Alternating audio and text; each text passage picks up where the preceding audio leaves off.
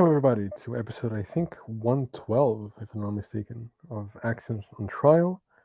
And today we'll be talking to Erik and his friend Evan, hopefully. Let's see. How's it What's going? up? It's going well. Thanks again for coming. Yeah, of course, yeah. But yeah, hopefully Evan's gonna hop in a little bit. Yeah. When he comes in, I'll just add him automatically. Okay, so why don't you give our audience a bit of your background and what your interests in philosophy are, and then we can get to the topics. Yeah. So I guess in terms of where I've been most present in, or like in the spaces I've been most present in, that's like mainly surrounding, I guess, like political TikTok debate spaces and just like TikTok in general, right? So like I've been on Cease's lives, and I've been on other lives, like mainly arguing about things like theism and like abortion. It's like mainly my background. And then yeah, so like my main interests like mainly are in like metaethics and like epistemology, and I only really do like fill of mind a little bit, but like 90% of what I do is usually something related to metaethics. Cool.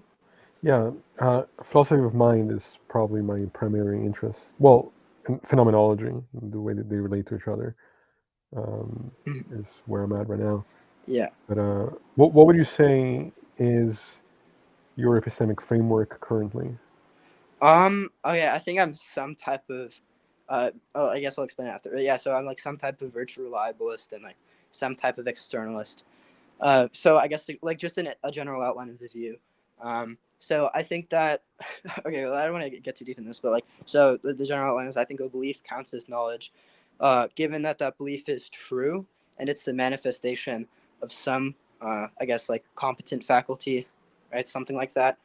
Um, and so and then so the externalism is just like I don't hold the belief that I guess there needs to be some internal access to how you know things in order to have knowledge. I guess like so in order to like I don't know that my hands are in front of me, I don't need to know how my hands are in front of me. I don't need to know why. I can just know that it's the case, right?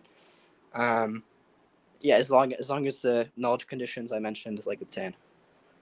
That's fair. I would say I'm currently somewhat agnostic about what my epistemic framework is.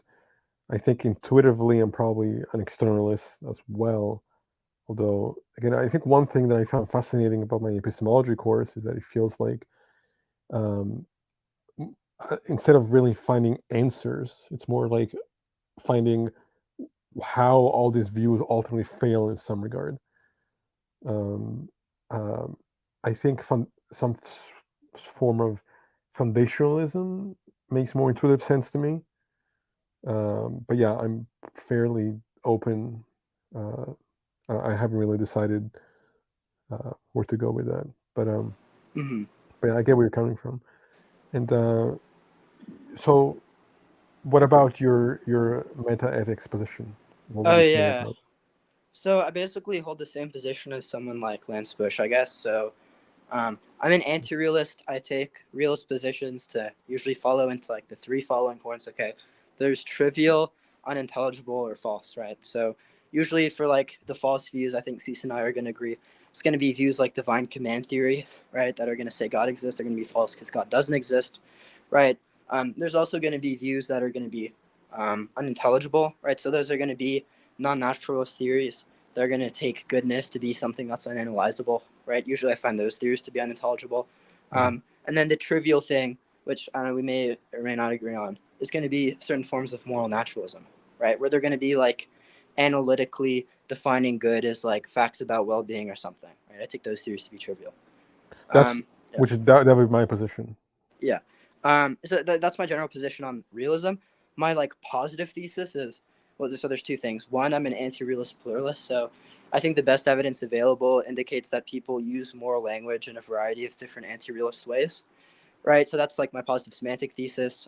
When I'm using moral language, I'm usually just talking about my preferences, and then I guess yeah, I don't really have a theory of public moral language other than pluralism.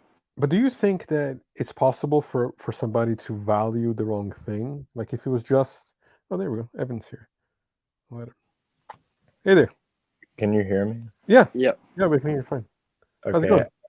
good. I was having technical difficulties because when we interviewed Lance, My laptop was going like crazy, so I'm using my mom, so there's no background noise. Yeah, no problem. And I guess Yeah. I'll ask you the same questions I just asked Eric, and then we can get into kind of the meta ethics discussion that we're about to embark on. But what is your epistemic framework, and what would be your meta ethical meta ethics framework? Um, so I'm currently working on my epistemological account. I mainly do theory of knowledge, and so I just have a reductive analysis of knowledge. So I analyze knowledge in terms of necessary and, yes, sir, sufficient conditions. So obviously, I take knowledge to be a fact of state. So if S believes that P has to be true. Um, as for the belief condition, like I endorse it tentatively. If things like unlimited materialism are true, then maybe it's it's not an attitude or something like that. Maybe it's just a neural state, whatever. Just they have to have some sort of commitment, whether it be a belief or a cognitive commitment to P, right? So they have to believe that P or be committed to, the view that P or whatever. And then the third condition is a manifestation condition. So I take it from Sosa. I take it that the true belief that P is going to have to manifest one's competence. So basically, like, I'm a competent perceiver, for example. So I have competent perceptual ability.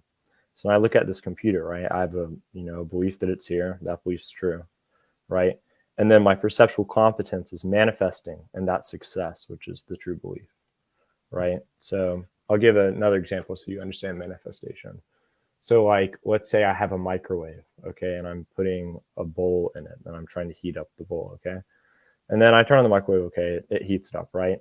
So that is the microwave's, heating ability manifesting in the success of the bowl being heated up. However, let's say I turn on the microwave and then a fire starts or something, right? And then the fire heats the water up. Okay, so the microwave is not going to have a success there, if you understand what I mean. Yeah, no, that Right, makes sense. yeah. Yeah, I think the way that I define knowledge is different, and I know that some of this is somewhat arbitrary, like it's um, a matter of semantics probably, but the way that I look at it is I do connect knowledge with certainty, and I think the only thing that I can be certain of is that I exist. So the cogito is the only thing that I think provides me with any sort of knowledge. And then everything else, I think, may be justified belief, but I wouldn't call it knowledge. I would say there are certain beliefs that we can hold, that we can be justified in holding, and other beliefs that we're not justified in holding. And then it becomes, okay, well, how do we determine what justification works and what doesn't? And then that's obviously where it becomes more messy. But I think that's kind of where I come from with that. But yeah, but I get where you're coming from. Where does intuition play in your approach? Because I remember we had a discussion about that a while back. My meta-ethical or epistemological approach? Both. Oh yeah, I also have to answer the second part of the question. So I'm a non-naturalist moral realist, Okay. or at least tentatively. I mean, I find the position attractive.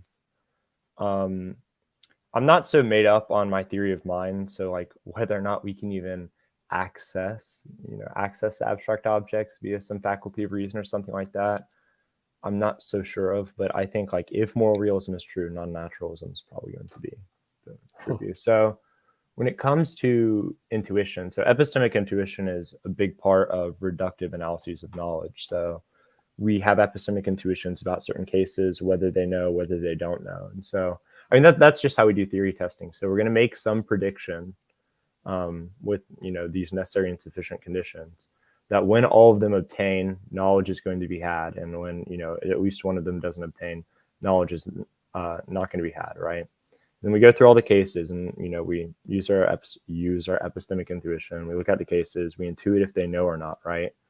And then we see, okay, in this case, we intuit they know and all of the conditions obtained. So that's a predictive success, right? And then let's say, we have a bad account of knowledge. So then we look at another case, we have the intuition, they know, but not all of my not all of the necessary conditions obtained. So one of them isn't necessary, whichever one doesn't figure. Right. As for metaethics, I mean, I think if we're going to know moral facts, it's probably going to be through moral intuition.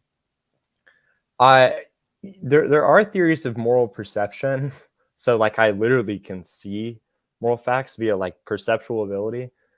John Greco in Putting Skeptics in Their Place, he talks about that near the end of the book. I don't know how plausible those are. Mhm. And I think the intuition view the intuitionist view is much more developed and less messy. So I prefer it for now, but I mean, metaethics is not, my main area of research. It's Now, theory of knowledge. and you said that you're a more realist, but a non-naturalist.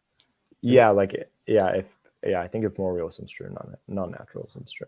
And Erik is he said that he is a Yeah, I'm an anti-realist. anti-realist.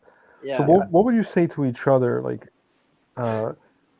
what has been the best arguments for the other side, and also where you think the flaws in the other lies? I'm just curious. Well, we've gone through this. So a lot. Erik We've doesn't had- have any yeah. arguments, basically. Exactly. No. Shut up.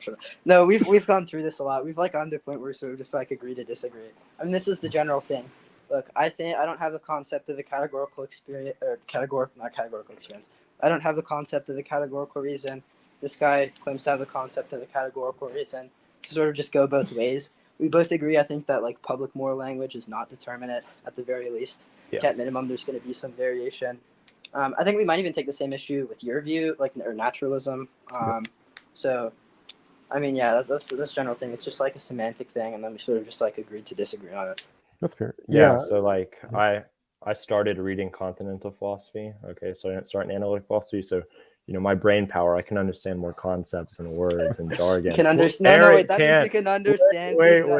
Yeah. Erik cannot do this, so that's why that means, he just to be can't clear, that means grasp you can the understand things that sound like concepts but aren't. Oh yeah.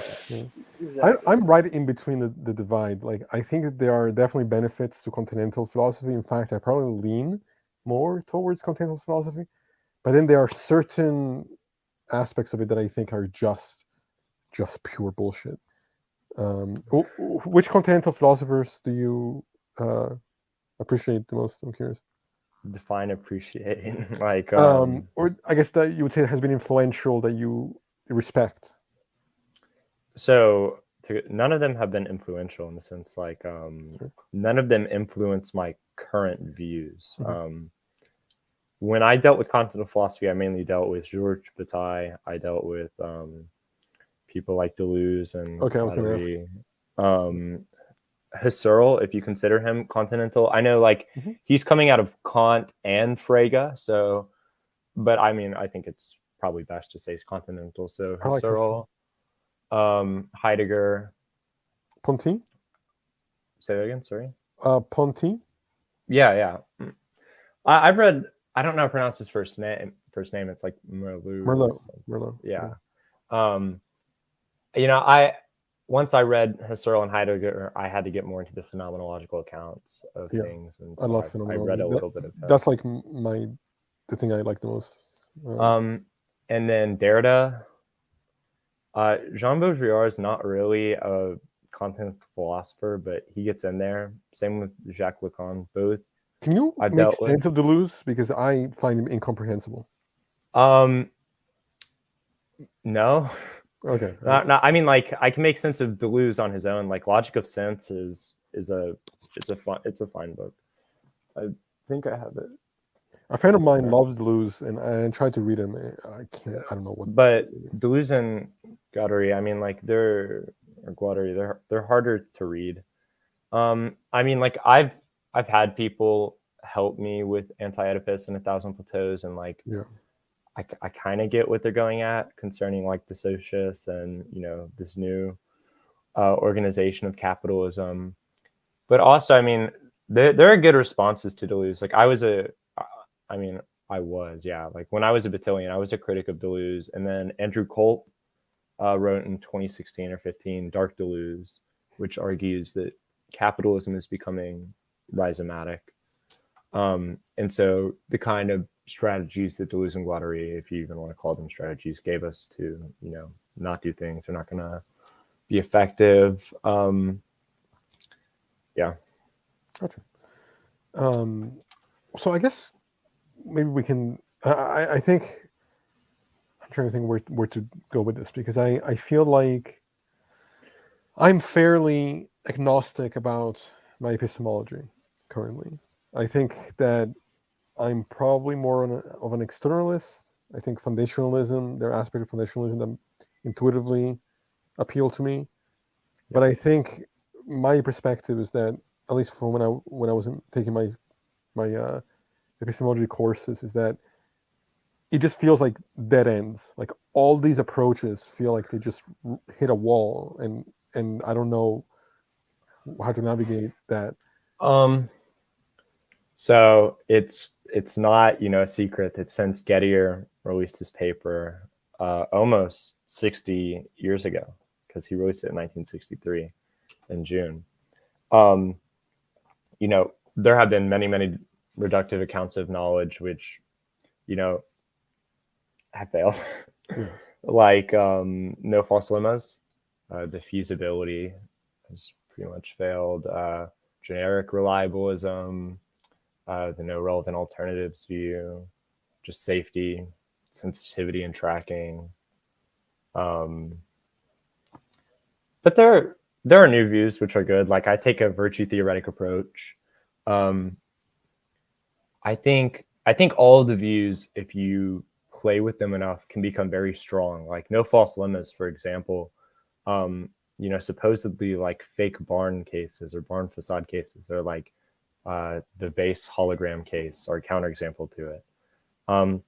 But you can make it a really strong view to where the only type of knowledge it can account for is like knowledge that you gain unintentionally by reductioing yourself, like where you have to get really specific counterexamples. The feasibility, it falls to the. I can elaborate the cases if you want. But I think it would be good, especially for the sake of everybody listening. Yeah. So no false lemmas is basically just the view that you only have knowledge. You have S knows that P if and only if S believes that P, and S has no false lemmas concerning P. So like, for example, if I were to, like Gettier cases, okay, so the sheep on the hill Gettier case. So I look up on a hill, there's a sheep, or there's not, well, I think it's a sheep. It's actually, a fake sheep. It's a sheepdog dressed up as a sheep or whatever. So I formed the belief, right, that there's a sheep in this pasture. And it just so happens that there is like far away that I can't even see. Okay. So according to Gettier, this is justified true belief. If you agree with phenomenal conservatism, for example, it's going to be justified true belief. If you have a reliabilist account of justification, if you take perception to be reliable, it's going to be justified true belief. So it figures as justified true belief under many accounts. And no false lemmas came in to explain it like, well, you have a false lemma, and that is what you're looking at is a sheep. Right. That's false, right? So you don't know. So then there were counterexamples like barn facade cases. So that's like you're driving in this area. It's called Fake Bar County. Okay. So there are all these fake barns and there's only one real barn. And you just so happen to look at the one real barn. So most people have the intuition that you don't know. I have that intuition, though. There is some experimental philosophy done that tries to show the folk have the intuition that they do know, but no. Wrong. I wouldn't call the knowledge either. Yeah. And there's been pushback on the exfil concerning that. And I don't mean pushback to exfil. I mean, there's been more experimental research done, which goes against the thesis that the folk had the intuition that they do know, or the majority of the folk do. Yeah. Either way, so there are no false lemmas supposedly in this case, right? Because you're looking at a barn. It's actually not a fake barn. Right. But then it's evolved. So, I mean, I call it the no false expectations view or assumptions or something like that. So I think it's right to say that you have the expectation or the assumption that all the barns around that barn are real. Okay. But that's false. Okay. So now the false expectations view can explain the barn facade case and the original sheep on hill case. So then a new type of counterexample came out. So I think this, like, okay. So basically, you're doing a little presentation, right? And you have printed out 50 sheets of paper, okay? Like, you know, it has all the little details or whatever, okay? And then there are, you printed out 100 sheets of paper, 100 sheets of paper, okay? And then 50 people walk in the room, right? Now you miscount, okay? And you count 51. And then from there you infer, okay, you know, I have 100 sheets of paper. There are 51 people in the room. You know, I have enough sheets of paper. Most people grant that you have knowledge in this case, right? I mean, would you? I think you know that you have enough sheets of paper for the people. Yeah, go on. Yeah, and I mean, there are explanations like Williamson talks about margin of error. Like the margin of error from 51 to 100 is just like, you have to be so incompetent for you not to know in the case. But now it seems, okay, we have a false expectation, which is 51 people are in the room, right? Well, then the no false limits theorists came out with this view called the proxy view, okay? So you actually have this kind of like proxy expectation or lemma or belief or assumption, which is the essential one, okay? So the view is the essential expectations. So the expectation that there are 51 people is actually not essential according to the count. What is that there are less than 101. Okay. Right. Okay. Okay. So then it's like, okay, well, this can explain all the cases. So what's the next case? And so when I was going through all the reductive accounts that, you know, have a lot of literature on them, this one, there's only one paper. It's called it contains a case called Euclides' Epiphany, which is really creative. And I'll get to that in a moment. But it's the only one paper that addresses this view, like this no false essential expectations view. So basically it goes, we have Euclid, right, as a teenager. Okay, he doesn't really care about math, but he's interested in philosophy and knows a lot about logic and whatever, okay? And then one day he wants to know, like, are there a finite or infinite amount of prime numbers or whatever? And so somehow he comes to the view that there are, you know, a prime amount of, or a finite amount of prime numbers, okay? And then you can easily reductio yourself. I don't remember the exact reductio. It's something like Pn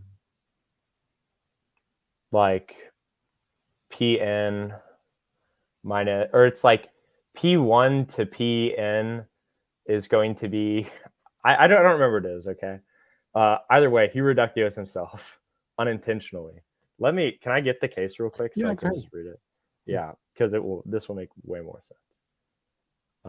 After that, I want to run my meta-ethics view on both of you. And I know Erik had mentioned something about how he rejects views that he considers, how he defined it as trivial.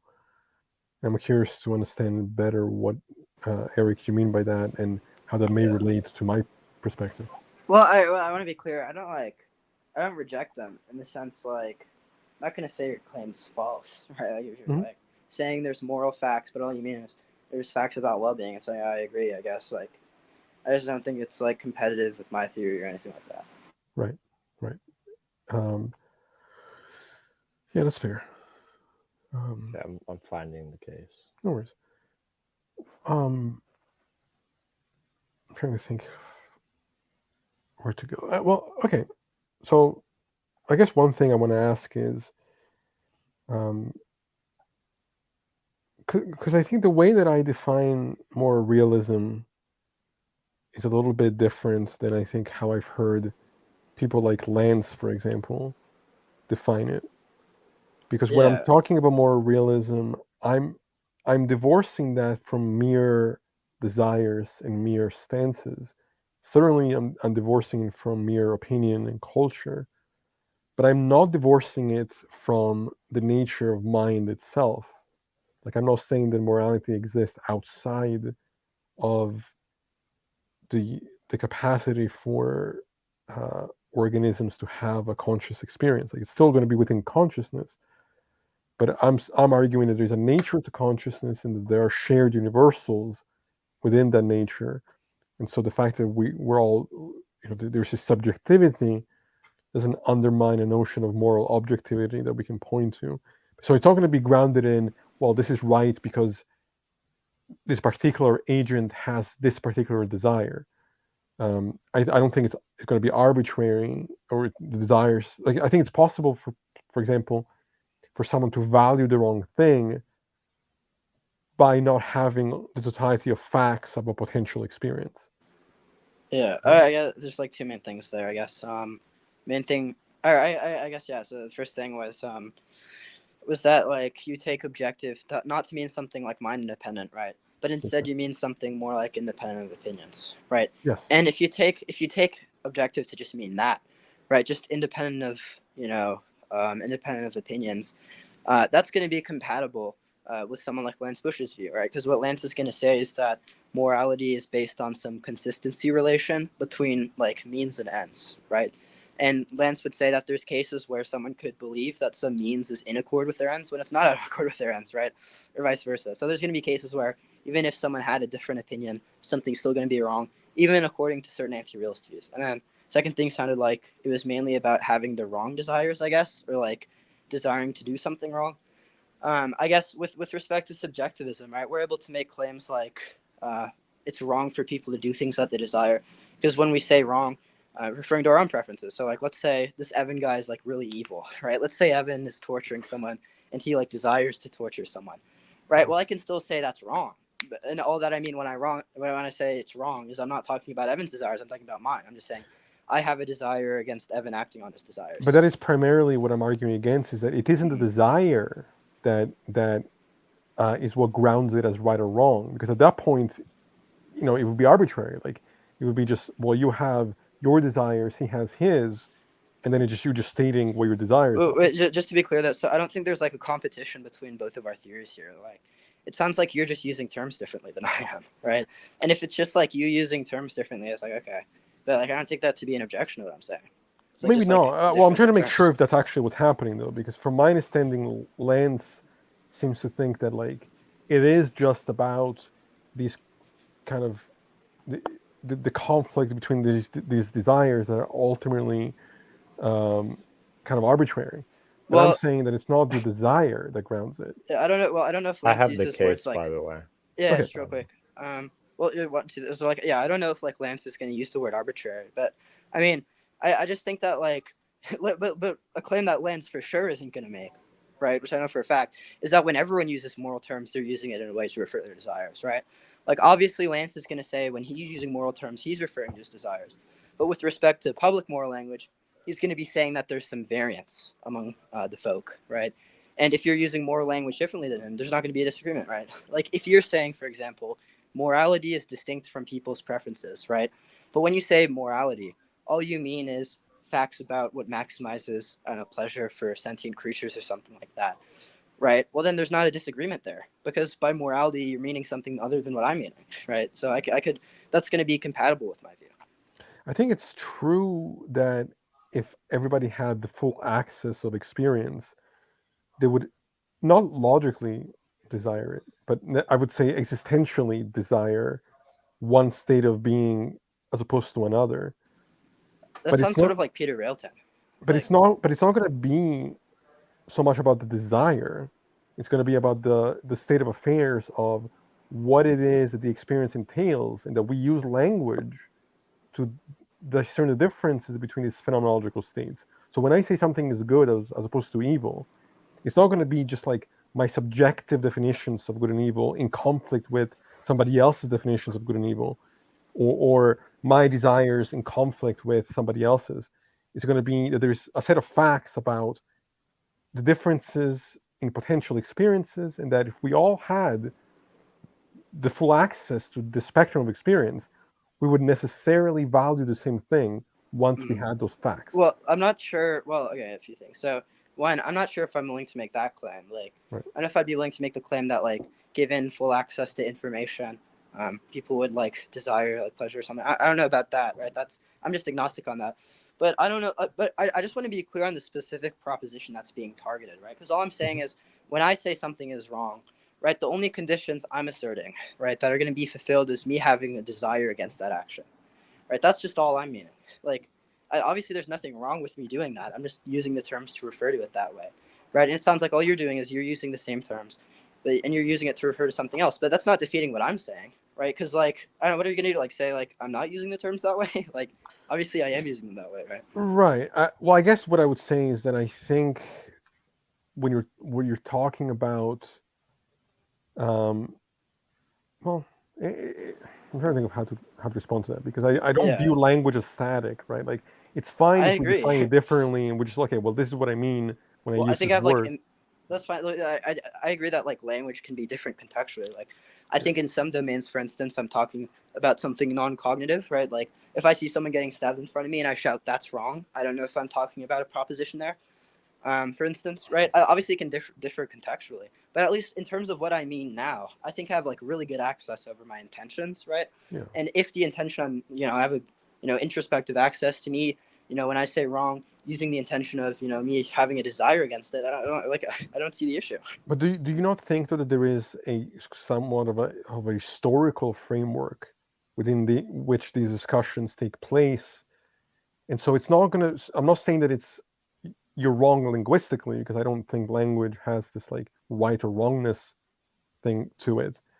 But for me, from my understanding, to talk about, and I don't think you're doing this, but some people have, to talk about morality outside of, for example, the interaction with the other. To me, it's to not talk about morality. I'm not disagreeing there. Like, so I agree that like preferences in large part are going to be formed, and like my desires, like they're going to be formed in large part by my interactions with other people, right? That's not incompatible. Like, look, so I mean, even subjectivists, so like propose the explanation for people's preferences being the way that they are.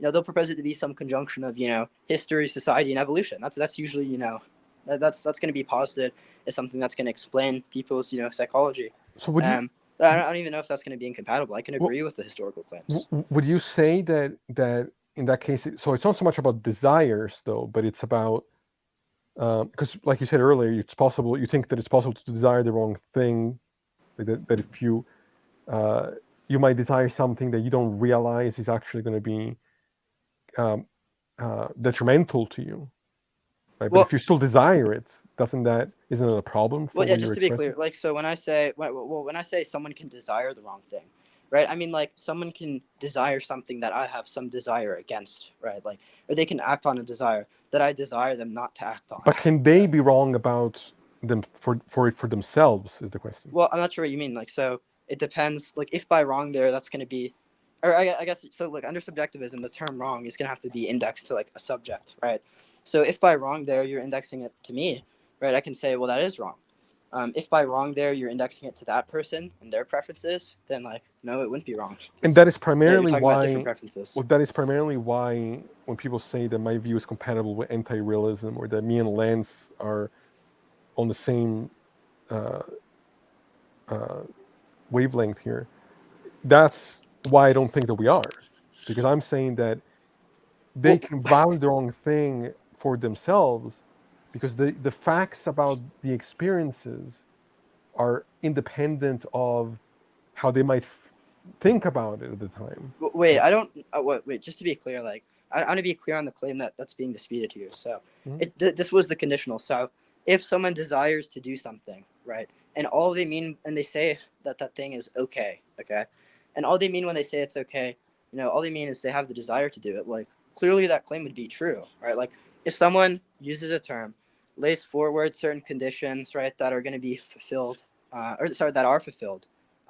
For whatever that term is talking about to obtain, right? Like then clearly their claim would be correct. Like if I say this is wrong, I mean I have a desire against it. My desire against it obtains. Then I could say it's wrong. It's like, I mean I don't see what the issue is here. Yeah, no, okay. I think, like you said, I think it may be just an issue of we're just talking about different things. Yeah, Um, which is what I think it is. Like yeah, I just think it's like you're using moral terms in this way, right? I'm using moral terms in this way, and to say I'm wrong would be like really weird because I mean all that would amount to is like you're not using the terms the way you think you're using them, or maybe you take some view on language where I don't know what people mean when they use a term isn't referring back to their intentions, which would like both be implausible. yeah. No, I don't think I'm. I don't know. I wouldn't be tempted to do that. I think that. Um, I don't know. It's almost like um, I don't know how to express this because, Yeah. like I said, I don't think there's a rightness or wrongness to language, but I do think that there is a context that uh, we still have to be able to communicate, right? Yeah, And that's consistent with my like anti-realist pluralism. Like, there's going to be moral terms changing their meanings like across contexts, across situations, like whatever.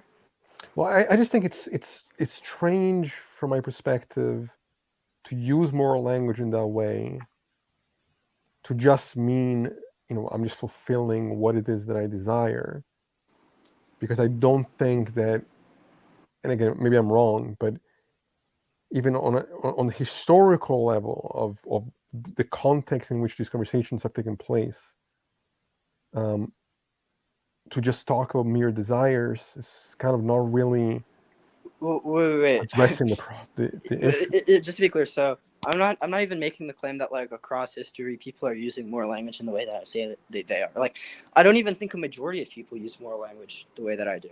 I mean, I think there's like a good portion of people, at least if we're like Mhm. going with the Wright and Posler stuff with regards to moral anti-realism. The data there indicates that people use morality in this like plurality of different anti-realist ways, right? Like, Right, right. there's like the individual subjectivist way, right? The way I'm using it, there's a cultural subjectivist way, there's a non-cognitivist way, whatever. There's this whole set of ways that people like use moral language in that are consistent with anti-realism, right? But I mean, I just don't know what claim is being made here because okay, you're just check off. So you're not making the claim that what I'm saying is false. You're not making a claim on public moral language, right? Like, there's not a claim on ontology that I disagree with, right? Well, Like, I don't know what I'm supposed to disagree with I here. guess the claim I'm making is that, which I think you agree with, is that um, we're we're really talking about different things when we talk about like how I'm Yeah. defining morality, and what I think we're doing when we're talking about oughts is a very different nature than what you're doing. Mm-hmm. Well, wait. When you So say what I think we're doing, are you talking about like most people, or like? no, I'm talking about anti-realists Uh, of the kind you described versus what I'm suggesting. Um, so maybe it's yeah. not so much that the realist and anti-realist. I don't know. I think we're just defining. We're having different focuses altogether. Yeah. Well, I mean, Uh, so there's plenty of realists out there that want to make the claim that most people are using moral language in the way that they say they do. Like, I know a couple weeks ago, I debated Michael Humer on realism. Right? Humer, like very confidently takes the stance that most people are using moral language in like a realist way. Right? There's also moral naturalists like Peter Relton who are going to think that all the things that are colloquially referred to as good, like health, liberty, whatever, they're all going to refer back down to the maximization of idealized preferences, right? So most people are willing to make this claim that this is how most people are using, moral language. But if you're just saying, well, I use the terms in this way, it's like, okay, well, every view is going to agree. Like, unless like someone holds this like view where I don't know, like everyone uses more. They have some like uniform determinate semantics where like everyone uses moral terms in this way. Unless they hold to something like that, then there's like not going to be any disagreement. so what I would say is that when we're talking about oughts, we're always concerned with goals, and in the context of moral oughts, we are concerned with the goal of maximizing well-being and diminishing suffering. That there are going to be facts that we can learn about how to navigate that spectrum that are going to be independent of what we might uh, uh, subjectively believe in the moment will grant us that well-being or that suffering. So the fact that somebody might desire to do something is not what it's going to make that thing right. What's going to make that thing right is whether or not that desire ultimately actually maximizes their well-being or not. Well, this is going back to us using moral realism differently now, right? Like, so, like I said, there's anti-realists who want to say that morality is goal-based, right? That it's some consistency relation between means and ends, right? And it sounds like you're saying the same thing. You're just saying there's the shared end. So Mhm. at this point, this isn't even like going to be a disagreement with anti-realism. Most anti-realists are going to be willing to grant that this is the case, that there are facts about what's consistent with sort of like I guess, ends, right? There's going to be some things that are objectively consistent with certain ends, right? There's going to be some things that objectively aren't consistent with certain ends. Some realists, even or some anti-realists, might be even willing to make the further claim, right, that our psychology is built on sort of like a universally shared goal is to, maximize the fulfillment of, I guess, well-being, right? So according to you, I'm an anti-realist from your perspective. Because, okay, so I take realism to just be the conjunction of these three theses, okay? One is cognitivism, right? That moral claims can be true or false, okay? Two is going to be the mind independence condition, right? Which is going to be that there are, when we're making moral claims, we're referring to something mind independent, right? And the third claim is that, it's going to be that there's at least one of these moral propositions that refer to mind independent facts are true, right? So I hold the first. I agree with the first one, but I don't agree with the mind independent. Yeah, exactly. So like your form of realism is consistent with my anti-realism, right? Because all I take realism to be is, like I said, the conjunction of the three following theses. But you're axing off thesis number 2 and thesis number 3, right? So all there is thesis number 1, which is consistent with my view. But I'm also axing off the perspective that it is about desires and that it's about subjective desires. Yeah, that's fine. Like, so desires, well, it could be goals as well, right? A goal is a type of stance. All anti-realists are saying is they only like conceive of norms in a stance-dependent way, right? Or at least some anti-realists are saying that. They're conceiving of norms in a stance-dependent way, which is just going to mean it depends on the mental states of the subject, right? And I mean, I take goals to be a particular type of mental state. So this view is still consistent with, morality being stance-dependent. What would you say to that, Evan, as far as this conversation? What is your perspective? I don't know. I don't think Erik is understanding your view. Do you think so? Okay, so what would you say is that where that might be going on? Like, so you don't agree that I'm incorrect about the label that I'm applying to myself? Well, I mean, I can tell that you're probably taking a phenomenological approach to ethics. Yeah, 100%. Yeah, which is rooted in the continental tradition. So Erik is just not going to understand what you mean when you deny the second conjunct. Well, yeah. Wait, here. So Let me just try repeating back the position, and then you can just tell me what's wrong. So, see, to me, it sounds like you're saying that people have this ability to sort of like reflect on their phenomenology, and upon reflection, they come to this universally shared goal, right? Which is the goal to maximize the amount of well-being they're experiencing, right? And you're saying that there's facts that exist independent of opinion, about there's facts that exist independent of opinion about what is in or out of accord with this goal of maximizing well-being that everyone shares. Is that a fair construal? Well, yeah, but I mean, potentially by reflecting back, they might figure out what will lead them to that state. But the reality of the states is just what it is, and that's not impacted by any individual opinion or collective cultural view. So I think the way to figure out, okay, what actions would lead me to well-being as opposed to suffering, I think are things we're going to learn through the application of science and understanding phenomenology better and neuroscience and things of that nature. And so it's possible for people to desire certain things and be wrong about it by virtue of what these goals are.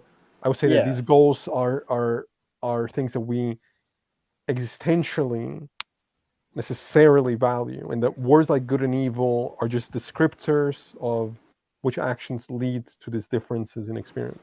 Okay, then I think I got it right. Because, you're saying that there's this universally shared goal, right? And there's objective facts, and by objective you mean opinion independent, right? So there's objective facts about what, contributes towards these goals and what doesn't contribute these goals, which, as you said, can be investigated through, the methods of phenomenology, like science, stuff like that, right? I don't think y'all disagree. Yeah, which is all I'm saying is, okay, you're talking about goals, right? I take goals to be, Evan, I don't think I was confused here. So you're talking about goals. I take goals to be a type of stance, and I take stance dependence to be compatible with a lot of forms of anti-realism. Okay. Maybe my problem is that I think most forms of anti-realism that I've ran into seem to kind of focus on, like I said, there's this context in which, well, this is wrong for me, but not wrong for them, and I dismiss that perspective. I don't. Yeah, there's like a lot of subjectivists on like TikTok, for example, will like run stuff like that. I think that's completely. It's always really bad. Which we won't disagree there. Yeah, but like I said, this just comes down to a semantic disagreement about what moral realism is, because stance dependence is, allowed under your form of realism. It's not allowed under how I construe realism. But if that's how realism is being defined, then I'm a realist. Let's go. Okay, well, that's Yeah. fair. I mean, would you both agree that most disagreements in philosophy come down to a semantic problem, like a linguistic wall? I don't know about most, but a No, lot of them. Yeah. I depends on what you mean. Like, is conceptual analysis a semantic disagreement? So, like, are all the theories of knowledge in a semantic disagreement, or all the theories of justification, all the theories? Like, I don't think so. I think that a lot of the times I think that it's people defining terms differently, and then not realizing that they're actually talking about different things. Yeah, no, I don't. I think, for example, most epistemologists share the same concept of knowledge. Like, Okay. we can consistently see that through shared intuitions, and so I don't think there's some hidden like what I think the disagreement's genuine is what I'm saying. Right. Yeah. I like broadly agree with Evan. There's like some areas of philosophy where I don't think that's the case, like with like some qualia stuff. But yeah, most of the time, like it sounds like there's this shared concept that the philosophers are trying to get at through giving examples and through like investigating different cases and seeing how their conceptual analysis holds up. Going back to our previous conversation, because Evan, you said you found the example you want to go over. Yeah, we can go back to that. I can read it. Yeah. So just to recap, we're going over it's not really a popular view, but it's a view which demonstrates you can like reformulate a theory like 5 times, or what this will be the third reformulation. So the name of this is called Euclid's Epiphany. So in his teenage years, Euclid loved and knew a great deal about logic, but not mathematics. He loved proving things by reductio, but could care less about the natural numbers. Though he knew what a prime number was, he believed that there were only finitely many of them. One day, Euclid woke up with an interest in math and reasoned as follows. There are only finitely many primes. So let n be the product of all primes p1 times p2 times ... times pn. N plus 1 is n successor, which is going to be p1 times p2 times ... pn plus 1. Now let p be some prime among p1 and pn, which divides n plus 1. But since p is a prime, it also divides n. And thus it divides the difference between n and n plus 1. But the difference is 1, so that's impossible. So p is yet another prime, not one of p1 and pn, but that's impossible. So there must be an infinite number of primes. So basically in this case, what's happening is he is not purposefully inferring like these things. Like he's not setting up the inference rule that is reductio, which is p entails q and not q, therefore not p, right? He's not doing that. He's doing it unintentionally because he believes that there are finitely prime numbers and he's trying to prove it, right? And he accidentally proves himself wrong. Okay. So people that propose, for example, that it's going to be like, or the central belief is going to be the reductio rule or something like that, not true because it's unintentional. Either way, the ultimate point of this case is that the essential belief in the chain is the first thing he starts with, which is a false belief, which is there are finitely many prime numbers. Okay, so finally we have an essential false belief, which you infer from a gain knowledge.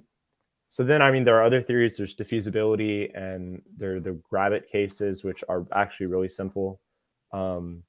Diffeasibility is just a theory that S knows that P if they believe that P S is justified in believing that P, and there are no defeaters for the belief that P. So Tom Gravitt is a simple case which diffeasibility can explain. So it's just, you're in a bookstore or a library or something like that, and you see someone that looks like your friend Tom Gravitt, like you look at him, he looks exactly like Tom Gravitt, right? Stealing a book, okay? And you form the true belief, the justified true belief, that, that's Tom Gravitt, okay?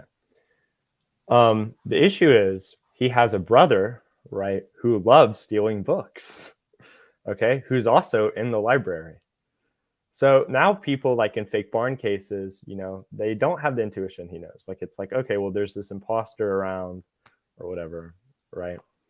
But defeasibility can explain it. It's, if you added the belief which defeats your justification. So that is, Tom Grabbit has a brother that looks exactly like him that loves stealing books, right? You would no longer be justified in believing, oh, that's Tom Right. Grabbit. Right. So, Okay. yeah, so defeasibility can explain it. But then you can put it in tension with this other case, which is called deluded Mrs. Grabbit. So let's say everything is the same as before, except Tom Grabbit does not have a brother, right? But his mother, who's insane, has been telling people that he does have a brother that likes stealing books, but you haven't heard of this or anything like that, right? In this case, it seems like okay? Because, you haven't heard anything from the mother. You're just looking at it. There's no like imposter around or anything. So you do know in this case, right? But the issue is there is a defeater, which is Tom Grabbit's mother says that he has a brother that is, like stealing books. It's identical to him. If you believed that, that would dislodge your justification, right? If I believe that, oh, his mom says that, he has a brother who likes stealing books, But it would only be a justification. It would only, but it would only be a defeater if you heard it and then believed it. No. So that's not what defeasibility is saying. It's just if there is any, defeater present. But for the defeater to be present, wouldn't you need to? All a defeater is a belief that, when added to your web of beliefs, defeats the justification. Right. But what I'm saying is that you would have to have that belief added. Right. No, it's just the existence of the defeater is defeasibility. Oh, so just the existence of it, even if it's unknown to you. Yeah. That's really weird. Okay. Either way, so there is a defeater. And then this led to new accounts, which is like, okay, this is like a misleading defeater or something like that.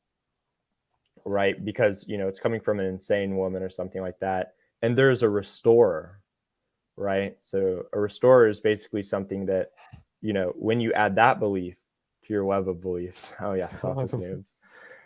When you add that belief back to your web of beliefs, you regain justification and you like defeat the defeater. Gotcha. Okay. So the restorer in the case of Mrs. Grabbit is, the belief that she's insane. Okay. If you added that back, you could dislodge justification. But now there is a restorer in the original case, which is the brother you saw is not the insane one, or not the, book crazy one, in which you would, you should retain. So now the revised defeasibility theory is going to make the judgment that in the case that you don't know, and that in the case that but it's lost its predicted success in the first case. Now there are revisions, like you have to believe it or something like that. But I mean, it's for me, it's like really weird. Because I think it's more about the belief is more about having justification. So, or defeat is more about, having justification. If you don't believe, right, in the defeater, then you don't have justification. But like, here's the issue. Believing the defeater is not going to cut it. Like in the original sheep case, you do not believe that it's not a sheep and it's a sheepdog. Mm-hmm. So if the condition was believing in the defeater, right, like, or not believing in the defeater or whatever, you should know in that case. So it just has to be the existence. Either way, that aside, the feasibility fails. Then there's like generic reliabilism, which is garbage, which is like you could just like, there's a notion. Go ahead. I was going to ask both of you, like, what do you think would be like a list of conditions that will count as justifications? I don't know. It depends on what you mean by justification. I don't really do theory of justification. I do theory of knowledge. So like, some people take epistemic justification to be, that condition or those set of conditions that, when added to the truth and belief condition, yield knowledge. Plantinga calls it warrant. Well, I guess that's what. Well, maybe let me rephrase it. What do you think Do you think there is a list of conditions that justifies somebody to claim they have knowledge in X proposition? If I'm understanding you right, yeah, I do think there is a correct theory. I don't know if we've found it yet. We've gotten very close. Like the view that I hold, the Socian view, only has one counterexample. Okay, I have 30 against it. Yeah, there's only one counterexample. Yeah, can you go over that example again? Yeah, or so, that theory again. Yeah, I'll go over the view. So, or in one moment. Either way, so like generic reliabilism, which is what this view ultimately kind of evolved out of, the view I'm going to go over. It's not very good. It can be responded to really easily, which is like reliable wishing is the case. And Humer goes over all of these in his book, Understanding Knowledge. If you want to have like a very quick and simple rundown of all the theories. Sure. Though he doesn't go over the no false lemma stuff. That he only goes over like two ones, which can easily be, gotten around by the essential view and then the expectations view. Or no false expectations and no false essential expectations. Either way, so reliable wishing, some random dude believes, out of hope that he's going to become the king of the world, right? And then a demon finds this hilarious, and so he, makes it true. Okay, like he sets up events so that it becomes the truth.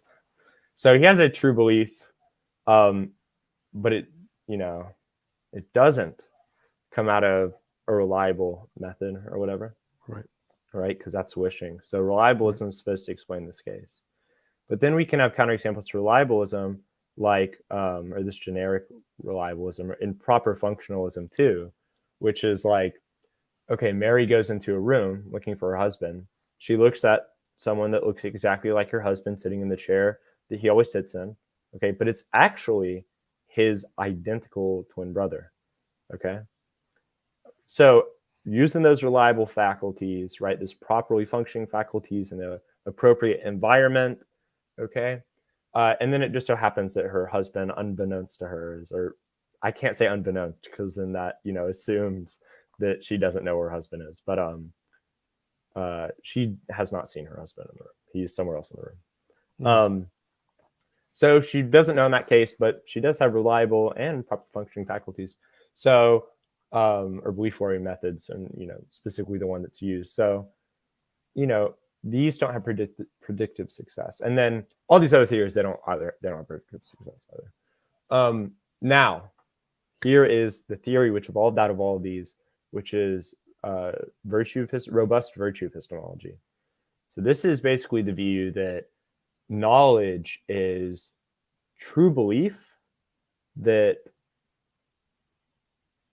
comes from ability in a certain sense.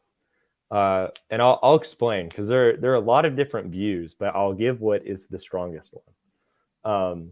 So the strongest one is Sosa's current view, like his most recently explicated view. And he explicates it he explains the view in his recent review of John Greco's book, The Transmission of Knowledge. So this is the view. It's S knows that P, if and only if. S believes that P, and S is true belief that P manifests competence. So, or S is competence. So we'll break this down.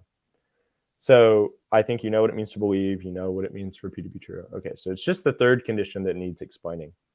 So we know what a true belief is, but a true belief is a success according to the virtue epistemic theories. Like when we have our cognitive faculties, they're task completion abilities, or our belief forming faculties, right? Or belief forming methods. They're task completion abilities. And so their task is forming true beliefs, right? So whenever they form a true belief, that's going to be a success. Okay? Mm-hmm. So then we want to talk about competence manifesting in a success. So competence, I think we all get that. It's like a skill, like a good archer has competent archery abilities, right? They're a skilled archer. They have archery skills. Most every person, bar a few people that are disabled, are competent walkers. They have competent walking abilities, walking skills, right? They can walk. I can raise my arm, etc. Right? So we want the competence to manifest in the success. So, for example, an archer, when he pulls back the arrow, right, nothing's going wrong or something like that, and then he hits the bullseye, right? That, it's totally because of his competence, right? It manifests his competence, just like in the boiling, example earlier. Like the microwave is manifesting its ability to, boil things or heat things up to a high degree when it causes the water to start boiling. Okay. So do not think about, and this might sound weird, but don't think about manifestation in terms of like causal efficacy. So just because someone has like some ability has a great causal prowess in some case, it causes a lot of things, that doesn't necessarily mean that it manifests in success. So like I'll give a case against that. So let's say there's this person being crushed by a log, or like slowly being crushed, and then this really strong guy comes up and starts to lift it, but he can't get it. And then I, who am, I'm not the strongest person ever, goes over to help him, and then together we can lift it up, right? Both of us are creditable for that success, and our lifting competencies manifests in that success. However, me being weaker, I have way less causal prowess on, how much it was lifted than the much stronger guy, right? So manifestation doesn't necessarily have to do with causal prowess. Okay. So do you understand the manifestation condition? I think so. Yeah, it's pretty intuitive. I think the best way to explain it is this. So in Gettier cases, so like the sheep case, for example, or just every case that we test that has, the two necessary conditions met, truth and belief, there's going to be a coincidence of them, obviously, because there's going to be a true belief. Okay. And when we say that, competence manifests in the success being the true belief, what we're saying is this coincidence of the truth and the belief is secured by one's competence, right? So in Gettier cases, it is a mere coincidence that there is a sheep on the field, right? Like in the sheep case, right? Your competence is not securing the truth and the belief, right? The coincidence of the truth and the belief is just a mere coincidence, right? It's not secured by the competence. Whereas, it's not a mere coincidence that when Robin Hood, pulls back his arrow and it hits the bullseye, that's not a mere coincidence. The coincidence of the arrow and the bullseye, right? That success that we want, it's not a mere coincidence, right? It manifests his competence. Okay. So to my knowledge, there are like possibly a few counterexamples. A lot of them are really bad, like they're not actually. So there's cases of testimonial knowledge. So it's like you go onto a subway and you want to know where the Sears Tower is, and you go ask someone, where's the Sears Tower? And they tell you. Okay. It seems like you're not doing enough there for you to manifest your competence or be creditable with the success or something like that. But that's not true.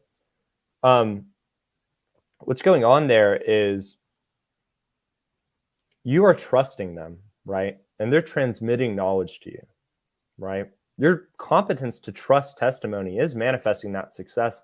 And also, just because the speaker is doing most of the contribution, right? They're telling you the knowledge, they're the ones transmitting it, right? Doesn't mean that takes away anything from your manifestation. And I'll give an example. Salt has the disposition to dissolve in water, right? And water has the disposition to dissolve salt, right? So when salt dissolves in water, right, two dispositions are being activated. The salt's disposition to dissolve and the water's disposition to dissolve, okay? Just because there are two dispositions manifesting in the success of it dissolving does not take away from, the other manifesting. They both manifest, okay? So the idea that just because multiple manifestations are going on, like that's going to stop another from manifesting is confused. I guess my one question in that example is how would the person asking the question know to be able to trust the speaker in the first place? I mean, just general ability. I mean, there's been cognitive science done on it. Like, we can tell when someone's lying and when someone is not. Yeah, like guess, to a high degree. Like, obviously there are like professional liars, but in sure. those cases, you're not going to know because you're being lied to. I guess what I would say is that none of these perspectives, to me, seem to really resolve the skeptics' concerns about knowledge. And this is why my position is that the only thing I can actually know is that I exist, that I'm having an experience, because everything else could just as well be Descartes' demon. And so I'm not going to know the ontology of what it is that I'm experiencing. So yeah, so wait, I real don't- quick. Real quick. It might actually be useful to like refer to pluralism here, like, because okay, there when we be say quiet, someone, Eric. Actually, no, Eric. I'm so serious. Actually, be quiet. Don't. No, wait, I want to hear what he has to say. No, you don't, Eric. Don't confuse this because that's not. It's gonna like unconfuse. It's no, gonna, like... no. I promise. Okay, go on your ramble, buddy. Wait, hold on. I want to hear. I do want to hear it. I want to hear it. What is it? Yeah, sorry. There's this view called like epistemic. I am talking about its like, chemistry, by the way, commenter. No, but exactly. Seriously, Eric, stop. Wait, just but bro, just real ask quick. Okay. Yeah, No, I want to hear. No, cease, please. Bro is the host. I gotta hear it now. I gotta hear it. I'm curious. No. What please, is it? Please. What is like, it? What is it? Listen, like, okay, Eric is just going to say that we have different concepts and something like that is going on. There's plurals about knowledge, but I'm going to actually address your concern. Okay, he's not. Well, hold on, because I want to hear what he wants to say. Say it. Go ahead, Eric. Say what yeah, I said. it was like 3 sentences. Yeah, so there's this like notion called pluralism, right? Which is like when we say we know something that's with respect to some standard of knowledge, right? And so when you say, oh, the only thing we can know, right, is that, there's like a self, or that, we're thinking or whatever, right? That's referring to the standard of certainty. And if you're talking about certainty there, when you're talking about knowledge, then Evan and I are going to agree. The only thing you do know is that you exist, right? Right, okay. But yeah, all Evan's going to say is, well, okay, one, he's not referring to that standard. Right. And two, the standard he is referring to better captures the concept of knowledge that the average person has, and it's going to best capture intuitions of philosophers as well. That's fine. Yeah. Yeah. I mean, if at that point we're just again defining the terms differently. Yeah, but all Evan's going to argue is that his term, like the way he uses knowledge, better, like, I guess, explains various different cases and like captures how most people, or at least philosophers, are going to think of knowledge, right, upon reflection. Okay. That's not even what I was going to say, but that's true. What I was going to say is, like, I think this concern is kind of unfounded. Like, it could be the case that we're being deceived. Okay. I don't know where we get skepticism from that. Like, I mean, it could be the case that a lot of things. It could be the case that Eric is not here right now, or wait, I don't know what just happened there. Wait. Can you see me? Yeah, I can see. Well, but to be clear, the issue is not whether or not we should believe that everything is an illusion. Like, we don't have a good justification to take that seriously. That's not what's being claimed. What I think the distinction being made is between what we can be certain about, and then how do we call everything else, and why call that knowledge as opposed to justified belief. Which again, I think it's an issue of semantics. I don't think justified belief is knowledge, but like, here's what I'll say. I don't think it's semantics. Two, I think most people share the same concept of knowledge, and that I think it's demonstrated by experimental philosophy. Like, you can look at John Turry's Turry, I don't know how to say his name. He's done a lot of exfil on Gettier cases and intuitions people have had and stuff like that. People consistently, whether they're non-philosophers, non-Westerners, they typically have consistent notions of knowledge, or at least, the literature that I've read, which, may be biased. So you would disagree with me that knowledge equals certainty? Yeah. I think that there's probably a conceptual confusion going on, because people that hold the view that knowledge equals certainty all seem to be motivated by one thing, which is things like Cartesian skepticism, and how do we get around skeptical Fair enough. scenarios. Yeah. I think you share the same concept as me. It's just kind of like Eric, right? Eric watched some Lance Bush videos. Like all these people that watch the Lance Bush videos, they just suddenly forgot what the concept meant. No, I'm kidding. That's a joke. That's a joke. Okay, so it's you're like gonna get fucking annihilated. Okay. so like just like that. I think people just, and this may go towards what Eric's saying, like they like or I guess unintentionally raise the standard for knowledge, but I think they share the concept of knowledge that I do. And I think when you explain to them the epistemology, the method of theory testing, the virtue theoretic account, it's going to make sense to them, and you can explain how we can get around skepticism. It just depends if they're going to be satisfied by it or not. So like under externalism, all that needs to happen is the conditions, the necessary and sufficient conditions for knowledge obtained for me to know. Yeah, Okay? like if the standard you're referring to is just like certainty, right? And like any case he gives where there's no certainty but he thinks there's knowledge, right? You're just gonna say, well, that doesn't satisfy the standard. It's like, okay, well then there just can't even like be any counterexample to your theory of knowledge. Like, Right. you can't really do anything. Like, yeah. Like, and that's the issue. Like, people that are motivated by things like. Guido, just want to ask you, what if you take Karl Popper's falsifiability approach to truth and analyze the info? Probably I mean, that's. I don't know what the approach is, but I'm like 99% sure that's what we're doing when we do conceptual analysis. Like, yeah, I mean, we go through all the cases and we look at the data concerning our epistemic intuitions about the cases and make hypotheses, which make predictions about what intuitions we're going to have, and then see if they have predicted success. So just Eric, I actually agree with what you said in a sense where I do think that like my perspective does away with knowledge beyond the cogito and only looks at, okay, well, what are we justified to believe divorced from any claim to knowledge, just as far as like what worldview is more reasonable than the next. So I think that's here, more.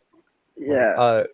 With Descartes, for example, I mean, he had he had a bi-level epistemology. So there was I'm totally blanking on one of them, but one of the notions was like scientia, science, something like that.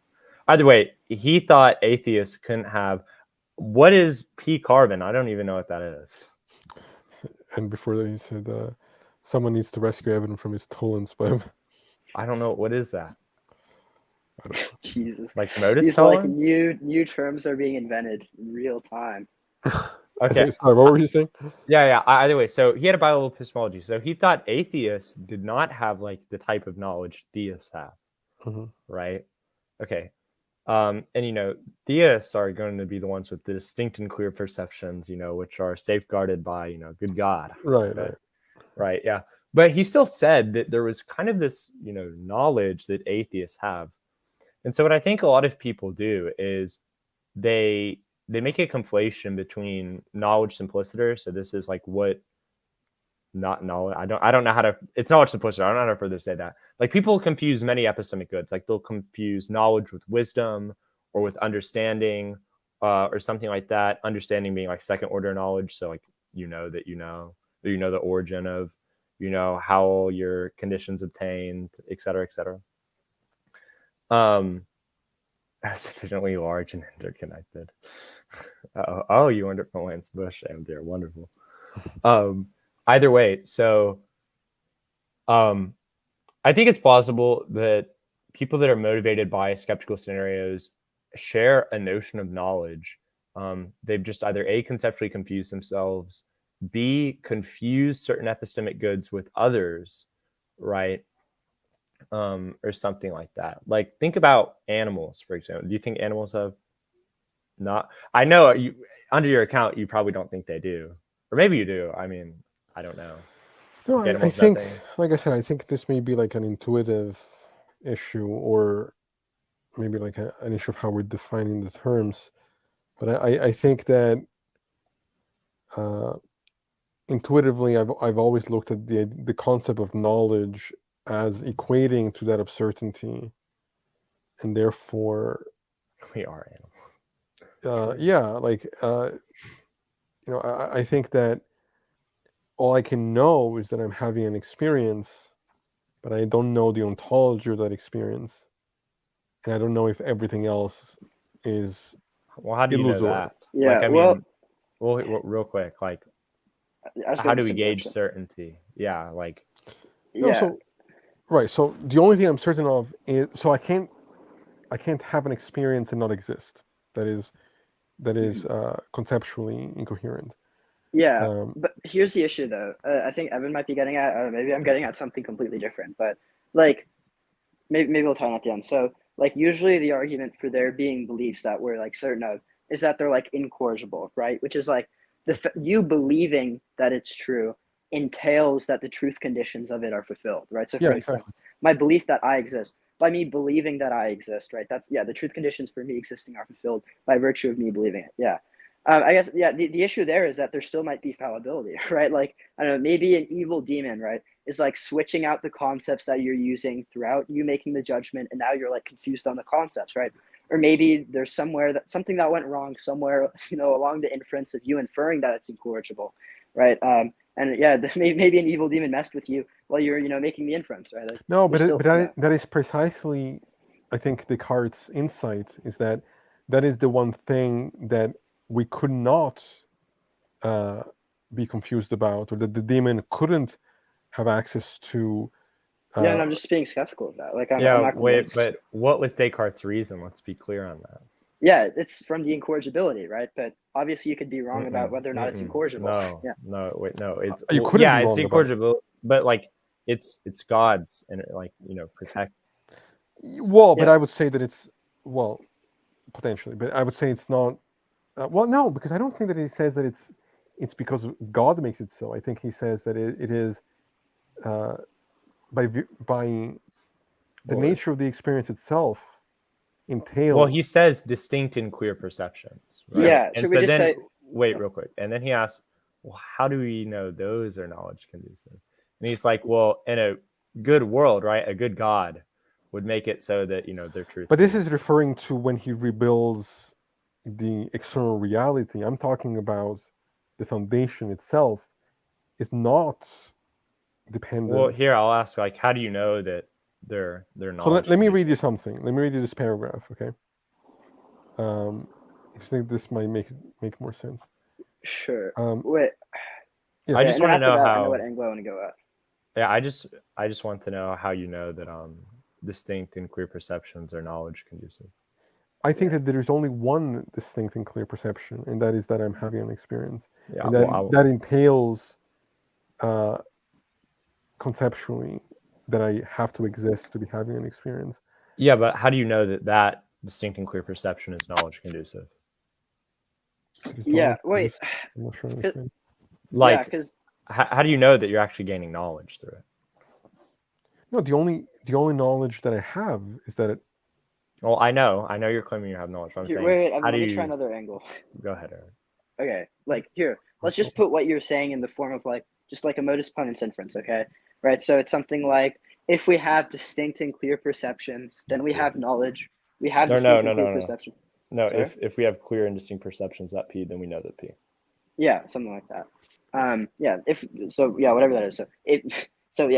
So I think that there's like no logical contradiction. Like, it's not clear to me how you have absolute certainty that nothing went wrong there in the inference, or like how you have absolute certainty that like any of the premises are true. Like, presumably, in order to show that the consequent there in the first premise follows from the antecedent, you're going to have to do conceptual analysis. But So obviously, it seems logically possible that like an evil demon manipulated your concepts and you're confused on them, and so your argument for that belief being incorrigible is like invalid. No. So let me read this because this might help clarify this. Okay. Mm-hmm.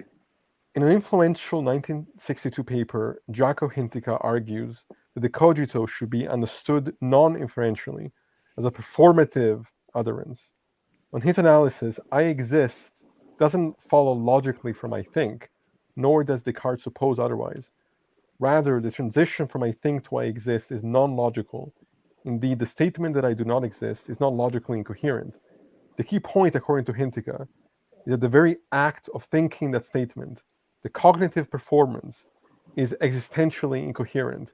I cannot both think the statement and believe it to be true. Hintika takes the emphasis on the cogito as intended to express the performatory character of Descartes' insight. It refers to the performance, to the act of thinking, through which the sentence "I exist" may be said to verify itself. The following text can seem supportive of a non-inferential reading. When someone says, "I am thinking, therefore I am," or "I exist," he does not deduce existence from thought by means of a syllogism, but recognizes it as something self-evident by a simple intuition of the mind. The claim that the cogito is an inference is not equivalent to the claim that it is a syllogism. The passage only expressly rejects the effort to understand the cogito in terms of syllogism, but is not necessarily in terms of inference. Further, it should be noted that inferential interpretations need not reject that the cogito counts also as an intuition. There's no inconsistency in claiming a self-evident grasp of a proposition that has an inferential structure. Let me just skip real quick. Yeah, but real quick, like we know that it's. We're not saying it's inferential. Yeah. We can. So if you're saying it's like non-inferential, then that's fine. We have some non-inferential means of knowing, right? That's distinct and clear perception, right? And so you're saying if we have distinct and clear perception at P, then we know that P, right? That's fine, right? And you're saying that distinct and clear perception is, it's not inferential because that specifically is not propositional. That's fine. And you're also saying it's knowledge conducive. Yeah, you need this, but yeah, you can't just say we have that, right? You have to make the independent claim, like Evan just said, that it's knowledge conducive, right? Right. The fact that we have, and so it sounds like you could be wrong about whether or not that's knowledge conducive. Like, what's the logical contradiction? But if you can't be wrong, I want an explanation for how you can't be wrong about that. So the last part says, I think therefore I am can be understood as. Descartes consistently blurs the distinction between inferences and propositions by referring to the whole formula, I think therefore I am, as a truth, a first principle, a proposition, and a conclusion. What is from one point of view intuited is from another point of view deduced. The issue here is what's being expressed as knowledge is the self-awareness of the fact that I am having an experience. That is the incorrigible kind of bottoming out of what's being expressed. Like I'm not saying that from the awareness of the experience, I can build other knowledge. Well, I'm not even talking about other knowledge. Yeah, we're not. Yeah, we're just talking about your knowledge specifically that you exist. You're saying you're saying that you have a distinct and clear perception that. So how could I? So let me try to understand. How could I not know that I am having an experience if I'm having an experience? Wait. You can't stipulate. Wait. You can't stipulate that you're having the experience and say, well, if I'm having the experience, then how could I not be having the experience? Like we're stipulating that this is what we're stipulating. Like you make this claim that you have experiences. You're wrong about this claim. We're saying that's possible, right?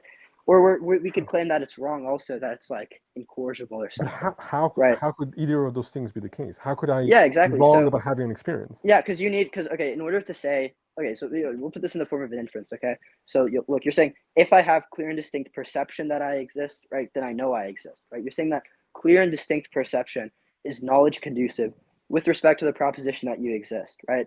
Now, all Evan and I are like confused on is how you can say that you know that for certain, right? Like, how do you know for certain that if you have this clear and distinct perception, then you have knowledge? Because like, I don't know, it sounds logically possible that your conceptual analysis could just be flawed because an evil demon just like changed your concepts as you're thinking. But the evil demon couldn't change the reality of having the experience. The evil demon could change. What do you mean by that? Wait, now this is question begging. What do you mean by that? Like, what do you mean the reality of the experience? So the evil demon could change. So everything, the external world could be an illusion, right? The ontology of my external world is I don't have access to it. So, for example, I could live in a physicalist reality, or I could live in a dualistic reality, or I could live in a idealistic reality. I might never have access to what that truth is, but none of that is relevant to the fact that. Well, I'm not talking about external world skepticism. Like, here, I'll put it like this. Like, I'll break this down like more. So, doesn't make sense. Yeah, I'm not talking about external world. But like, so here, how about this? So we agree that when you say the fact that I have clear and distinct perception of, that I exist, you're saying, when you say that, if I have, clear and distinct perception that I exist, then I know I exist, right? Clearly, we agree. You're saying that based on conceptual analysis, right? Like when you're saying your belief is, I'm saying that one infers it's like I guess you could say it's a tautology, right? Like yeah. how could that's- existence? Yeah, wait, real quick, Eric. Wait, real quick. No, wait. Right there, Evan. Wait, right no, there. because he's appealing to coherence. I know. How do you wait, know no, that I'm saying- coherence is? Appealing to coherence? Yeah, that's what I'm Yeah, saying. you're saying it'd be you're saying it's a incoherent. tautology. Yeah, you're saying it's a tautology. Look, a tautology is just like you have this concept and you're saying this concept is identical to itself. Then the question is just, okay, well, how do you know it's a tautology for certain? Right? So you're saying Well, no, wait, be, Eric, that's yeah. not it. His issue is Oh. he's having this experience of incoherence. Like, how could it be coherent to have an experience and not exist at the same time? But the question is, why is this why do you trust this coherence? So you're saying, well, why do I trust this coherence? Yeah. How is this coherence? Like, are you certain the coherence is knowledge conducive? Doesn't the concept of experience entail existence? Isn't that? Well, how do you know that for certain? Yeah, like that's so again what's the dependent. That's dependent on the coherence relation. Yeah. Right, like you're saying it'd be incoherent to say I have an experience without existence, or it'd be contradictory. So I guess so you're arguing that it is not incorrigible. You're arguing I'm not arguing that because I know it's incorrigible because I have knowledge through things other than distinct clear perception. Yeah, I'm saying if the standard is certainty there, right? Then but we're gonna claim you're not certain. But I mean, I don't understand how you can be certain about coherence. Exactly, yeah. Because look, incorrigibility is going to be based on coherence. It's like if you like believe this and you're wrong, there's some logical contradiction entailed, right? And by you, vice versa is true. So by you believing it, the proposition's true. Yeah. But real quick, it may not just be that there's a contradiction. It may also just you may not be able to conceptualize it. And conceivability doesn't necessarily determine contradictoriness, but it just can't go together in your mind. Everything you're describing entails linguistically that you. Again, this goes to linguistic coherence. How do you know for certain that language exists? Yeah, wait. How do you know for certain that linguistic coherence exists? Or language so you're saying, yeah. so you're saying that there isn't that having an experience does not existentially. We're not saying that. Yeah, we're saying you're not going to know for certain, right? Because you're going to be resting on certain. There's going to be certain inferences you're going to have to make, or at least you're going to have to say that there's some lack of coherence entailed by the opposite thesis or whatever. And all we're saying is you could be wrong about the inference, you could be wrong about whether or not it's coherent, etc. But so you don't think so? I guess what I'm saying is that at the root of it, there is a phenomenological reality there. Mm-hmm. It is the phenomenological reality of the experience. Yeah, we're denying that we're denying that that you exist for certain, right? Because we're saying the way you establish that, right, through showing the opposite to being coherent or whatever you want to do, that's going to rely on something that you don't know for certain. So Guido says, no matter the nature of the experience, the existence is inferred by the experience itself. If not, then nothing would be there to reflect on the experience. Yeah, I don't. I'm really struggling to understand how you have this perspective.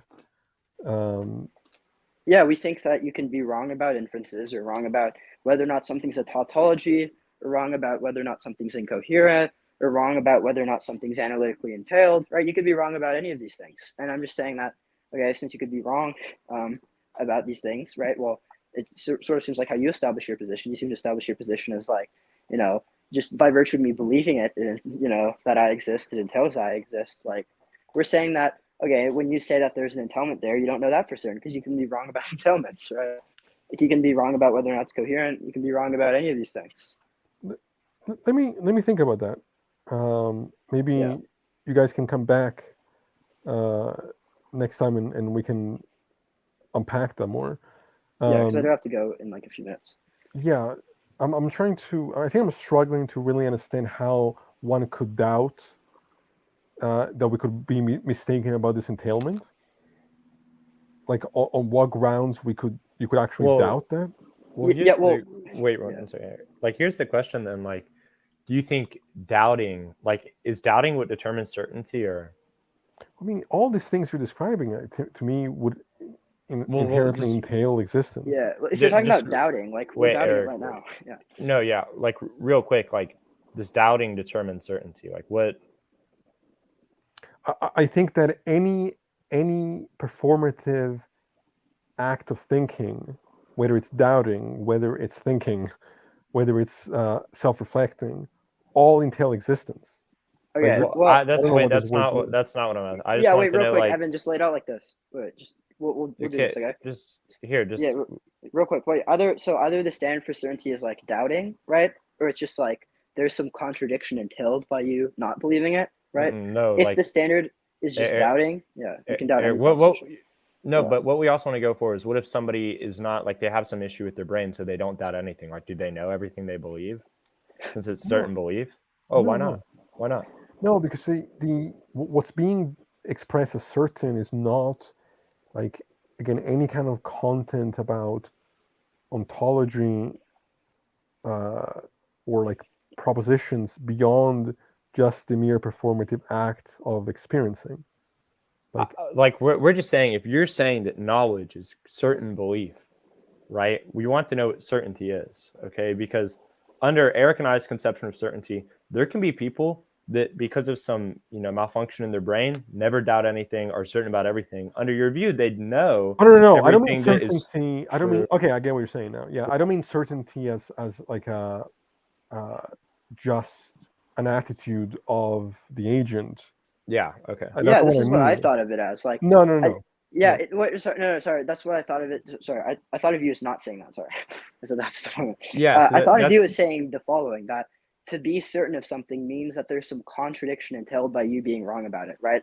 And in addition to that, that you believing it entails that it's true, right? Like, yeah, which is like we're denying that you can know that for certain, right? That like, and yeah, the reason we're doubting that is because there's going to rely on some inference, right?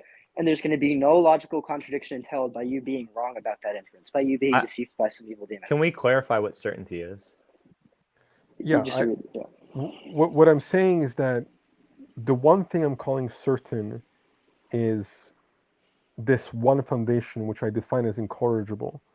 Now you're saying that to justify that incorrigibility requires other things. I'm saying the only thing it requires. That's not what we're saying, to be clear. We're talking about knowledge, not justification. Under Erik and I's view, those are not necessarily tied together. Right. No, so let me rephrase it. I'm saying that it is in the performative act of thinking that we know we exist. That one can't be the case without the other. And if you want to say that is dependent on something I could be wrong about, I'm saying that I couldn't be wrong about it by virtue of what it is that it means to exist and what it means to think. And I'm saying that it depends. So there's one thing that it depends on, which I think you even might agree with this. It depends on there being some contradiction and you being wrong about it, right? It implies that if you believe that you don't exist, there's, like I said, there's an incoherence, right? That's what it rests on, right? Because if you don't make that claim, then you're also claiming that it's not incorrigible. So you have to make that claim, right? And then once you make that claim, and then once you make that claim, you open yourself up to doubt, right? Because now, we have to ask, okay, how do you know that there's a contradiction entailed? Certainly. How do you know it's incoherent? Yeah, how do you know it's incoherent? But for certain, right? And you don't know it's incoherent for certain unless you can point out the logical contradiction. Or maybe you have a distinct and clear perception that it's incoherent, and then we have epistemic circularity, which, if you accept, I'm going to be able to tell you how we can, establish everything else. Right. Well, I think that's a good place to leave it. I would definitely be curious to continue this part of the conversation. Yeah. Maybe we can come. Guys can come back when Jim and I can also be here. Yeah, we can have a general discussion about skepticism. Yeah, I think that'll be great. I really appreciate you guys' time. I appreciate you coming on and talking with me. Of course. I wish you both luck in your journey towards philosophy and everything you guys are doing. I think it's, especially given your age, I think it's really impressive what you guys are doing. And high schooler. I didn't know that until like today. Really? Yeah, I had no idea. Oh. I thought you were both in college. So we're both seniors.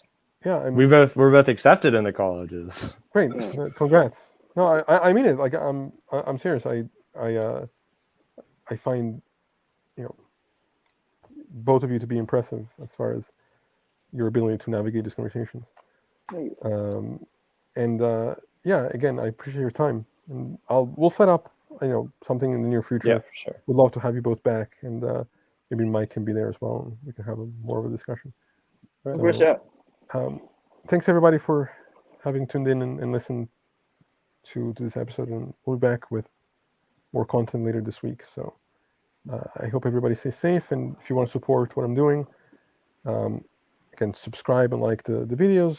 Smash that like button. On TikTok, I go on their Cease to Know. And you guys want to plug anything? Okay. Good? Okay. I'm good. All right. Thanks again. See you next time. See you.